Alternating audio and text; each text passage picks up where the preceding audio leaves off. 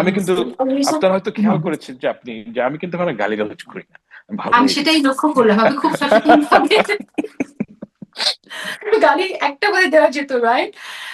না কিন্তু না, আমি আমি আজকে সবার আপনার অলক্ষ্যে আমি ভালো হয়ে গেছি। মাহমুদ আব্দুল সালাম একটু অন্য প্রসঙ্গে যাবো, কিন্তু এর আগে যে প্রশ্নটা রেখেছিলাম আপনি যদি সেই বিষয়ে একটু বলতে চান। আর রেজাল্ট রনি মোটামুটি এক্সপ্লেন করেছে, আমার ধারণা আপনি এগ্রি করছেন। যদি কিছু অ্যাড করতে চান, ক্যান ডু দিস। না, অন্য প্রশ্নটাই করেন। হ্যাঁ, অন্য প্রসঙ্গে যদি আমি যাই তাহলে একটু আসতে চাইছি যে আমরা দেখলাম যে অ্যাডভোকেট ফজলুর রহমানের বাসার সামনে মব হচ্ছে। তো এখানে এখন বোধহয় এটা থেমে গেছে, সরিয়ে দেওয়া হয়েছে তাদের। কিন্তু এই যে প্রবণতা, এই প্রবণতাটা কিন্তু আমরা দেখে আসছি গণ অভ্যুত্থান পরবর্তী সময়ে মবের কালচার। এটা যখন হলো অনেক আলোচনা সমালোচনা হলো, কিন্তু আমরা আশা করেছিলাম যে থেমে যাবে, তো থেমে গেল না। অ্যাডভোকেট ফজলুর রহমানের বিরুদ্ধে যে অভিযোগটা আসছে এবং তিনি যে মন্তব্যগুলো করছেন, সেই মন্তব্য নিয়ে হয়তো আপনার অবজারভেশন আছে, আমার অবজারভেশন আছে, অনেকের অবজারভেশন থাকতে পারে, আমরা এগ্রি না করতে পারি। কিন্তু আমাদের তো একটা কি বলবো আপনার আহ, প্রতিবাদের একটা ভাষা থাকতে হবে। সেই প্রতিবাদের ভাষাকে একটা মানুষকে যাচ্ছে তাই গালি দিয়ে বাড়ির সামনে গিয়ে তাকে মেরে ফেলার কথা বলে, তাকে গ্রেফতারের কথা বলে, জেলে পাঠানোর কথা বলে, এই যে প্রবণতা আমরা দেখছি, আমি একটু আপনার কাছ থেকে এই বিষয়ে শুনতে চাই, যেটা থেকে আমরা বের হতে পারছি না কেন। এটা আমার জন্য খুব কঠিন একটা প্রশ্ন, সত্যি কথা বলতে। আমি একটু অন্যভাবে কথাটা বলি, দেখেন, হুম, আমি ভুলে যাইনি আমাদের অবস্থা কতটা খারাপ ছিল, শেখ হাসিনার ক্ষমতা কতটা নিরঙ্কুশ ছিল, এটা আমি ভুলে যাইনি। এবং যখন আমাদের অবস্থা খুবই খারাপ ছিল, তখন বাংলাদেশের কয়েকজন মানুষ, হাতে গোনা কয়েকজন মানুষ আশার আলো জ্বালিয়ে রেখেছিল। এর মধ্যে ছিল রুমিন ফারহানা, আমাদের জাহেদ ভাই, তুহিন মালিক, প্রয়াত পিয়াস হুম, করিম, মাহমুদুর রহমান। হুম, আমি এনাদেরকে হিরো মনে করি। এবার অন্যদিকে যারা জুলাই আগস্ট মাসে আন্দোলন করেছে, they are my brothers, I can never betray them. তো এবং হুম, আমার এটা একটা খুব দুর্বিষহ অবস্থা আমার জন্য ব্যক্তিগতভাবে।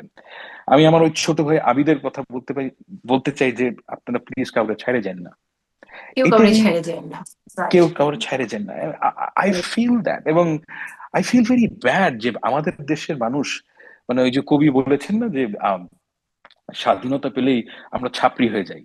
মানে ইট ইজ সো স্যাড যে আমরা এখন রাজনীতি হয়ে গেছে যে আপনি একজন লোককে অপছন্দ করবেন, অপছন্দ করে তাকে প্রচুর গালি দিবেন। এবং এই যে গালি দিবেন, এটার একটা গাল ভরা নাম হচ্ছে ন্যারেটিভ বিল্ডিং, এবং দ্বিতীয় নাম হচ্ছে এটি আমার রাজনীতি। এবং বিশ্রী ভাষায় মানুষকে গালি দিয়ে অপদস্থ করে, হেনস্থা করে। It is so sad for me যে I cannot take sides, they are all my brothers. And খুবই দুর্ভাগ্যজনক জিনিস। আমি মানে রড স্টুয়ার্টের একটা গান আছে, আমি ওটা দিয়ে বলি, I don't want to talk about it. Um, I don't want to talk about it, how you broke my heart. এবং সত্যি কথা, এটা আমার জন্য খুব দুর্বিষহ জিনিস যে আমরা আন্দোলন করলাম, হাসিনাকে সরালাম, and we forgot everything. Very sad. ফাহাম Abdul Salam, আমি আপনার কাছে আসছি। বিরতিতে যাওয়ার আগে আমি একটি প্রশ্ন আপনার কাছে রেখেছিলাম। এই প্রসঙ্গে যদি আপনি কিছু বলতে চান, হাসনাত আব্দুল্লাহর মন্তব্য এবং পাল্টা মন্তব্য, সেটার জবাবে মেসর রুবিন ফারহানার, আমি একটু আপনার কাছে শুনতে চাই। অবস্থাটা এরকম যে আহ, যে পতিত আওয়ামী লীগ এত নির্যাতন নিপীড়ন করেছে, তাদের সাথে ছিলেন আমাদের এখানকার গণঅভ্যুত্থানের সম্মুখ সারির কয়েকজন নেতা। তাদের নাম জড়িয়ে যায়, এটা আমাদের জন্য খুব বিপজ্জনক। আমরা আসলে মানে ভুলে যেতে চাই, প্রসঙ্গগুলো আসে ভুলতে চাই, এবং আমরা তাদের যে ব্যাখ্যা এক্সপ্লেনেশন তাদের সাথে থাকা, সেই এক্সপ্লেনেশনটাকে গ্রহণ করে আমরা থেমে যেতে চাই। কিন্তু বারবারই সে প্রসঙ্গগুলো সামনে আসে। আমার কাছে মনে হলো যে এবারও হাসনাত আব্দুল্লাহ ইচ্ছা করেই সামনে নিয়ে আসলেন রুমিন ফারহানাকে আওয়ামী বিষয়ক সম্পাদক বলার মধ্য দিয়ে, এবং তার যে ভূমিকা ছিল এর আগে সে বিষয়টা সামনে আসলো। আপনার মন্তব্য শুনি। এসিন, দেখেন, ওই গালিগালাজ নিয়ে মানে আমি কথা বললেন একটু সমস্যা, বুঝলেন তো? মানে মানে ব্যাপারটা হচ্ছে যে দুষ্টরা, না না, এই দুষ্টু ছেলেরা আবার মিম বানাবে, বুঝলেন? তো ওইটা তো আমি I am not really qualified for that. তবে আবার একটা কথা আছে এখানে, এটা হচ্ছে যে দেখেন, আহ, আমাদের অবস্থা এত হাইটেন্ড পলিটিক্সে, এটা খুব বিপজ্জনক অবস্থা। যে সবাই রেগে আছে। আমি এনসিপি নেতাদেরকে জেনারেলি দেখি যে জয়া বচ্চনের থেকে তাদের রাগ বেশি, সব সময় হিটেড। এবং এটা একটা পিকিউলিয়ার সিচুয়েশন আমার কাছে মনে হয়।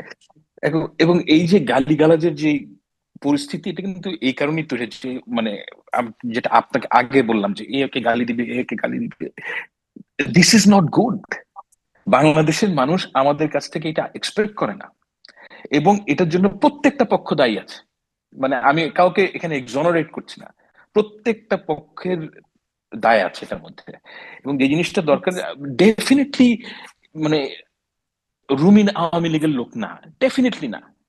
আপনি তাকে 100টা কারণে থেকে অপছন্দ করতে পারেন, কিন্তু আমরা দেখেছি যে গত 15 বছর she fought for BNP and against Awami League, that is true. ঠিক সেরকম ভাবে হাসনাত আব্দুল্লাহ অতীত যাই হয়ে থাকুক, অতীতে সে আওয়ামী লীগের ছাত্রলীগের হয়ে কাজ করেছে, এটা সত্যি কথা, আমি জানি। But let's start a new beginning. মানে আমরা যদি সার্বক্ষণিক ভাবে চিন্তা করি যে আমরা অতীতে কি করেছি, আমরা কি কিভাবে করেছে। এই দেশ সামনে আগাবে? এভাবে তো সামনে যাওয়া সম্ভব না। আমি তো জানি যে প্রচুর মানুষ মিডিয়াতে আছে যারা আওয়ামী লীগের আমলের বেনিফিশিয়ারি, বাট আমাদের একটা দায়িত্ব আছে। সেই দায়িত্বটা হচ্ছে যে আমাদের মহৎ হতে হবে। আপনি যদি কনস্ট্যান্ট একটা মানুষকে এভাবে উত্ত্যক্ত করেন যে তুই আওয়ামী লীগের সময় কি করছিস, আওয়ামী লীগের সাথে কি করছিস, তাহলে তো মানে আপনি কোনোদিন সামনে আগাতে পারবেন না। এবং at some point people would ask যে তোমরা আওয়ামী লীগ থেকে কোন দিক থেকে ভালো? আপনাকে মানুষকে আস্থায় নিতে হবে, আপনাকে চিন্তা করতে হবে যে okay, people have made a mistake and let's focus towards the future. আমাদের সামনে অনেক কিছু করা সম্ভব, কিন্তু এটা আমরা কখনোই অ্যাচিভ করতে পারবো না যদি সার্বক্ষণিক ভাবে আমরা একজনের সাথে আরেকজন লেগে থাকি। ও আওয়ামী লীগ, ও দালাল, ও ইন্ডিয়ার দালাল। এইভাবে আপনি you cannot run a government, you cannot run a country. It is very unfortunate যে আমাদের যারা অ্যাডাল্ট, যারা যাদের দায়িত্ব থাকার কথা, তারা এত দায়িত্বহীন আচরণ করছেন, এটা খুবই দুর্ভাগ্যজনক। একদমই তাই। বাই দ্য ওয়ে, আমি কিন্তু, আপনার হয়তো খেয়াল করেছেন যে আমি কিন্তু মানে গালিগালাজ করি না, ভালো আমি হয়ে সেটাই গেছি। লক্ষ্য করলাম, আমি খুব সচেতন ভাবে গালি একটা করে দেওয়া যেত, রাইট? না কিন্তু না, আমি সবার আপনার অলক্ষ্যে আমি ভালো হয়ে গেছি।